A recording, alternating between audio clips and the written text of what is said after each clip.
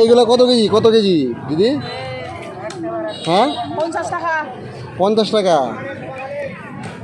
বাস না, নরম আছে একদম, মানে এই যে ছোট বাস থেকে একবারে পুরো এটা সরাই ফেলছেন।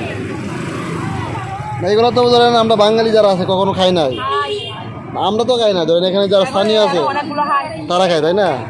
এই যে এই পলিথিনে এখানে কতটুকু করে রাখছেন? 1 কেজি। এইগুলা কি আপনি নিজে করছেন না মানে কিনে নিয়ে আসেন? 50 টাকা কেজি, তাই? ঠিক আছে, আমরা একদিন কিনবো, কিনে আপনার রান্না করে দিতে পারবেন মাংসের সাথে, তাই? আমরা তো মনে করেন এগুলো কখনো খাই নাই, না খাইলে তো, তাই? ডাল ভাজি সব খাওয়া যায়। ঠিক আছে, থাকেন, সমস্যা নেই, আমরা নেক্সট আসবো। হ্যাঁ, ধন্যবাদ।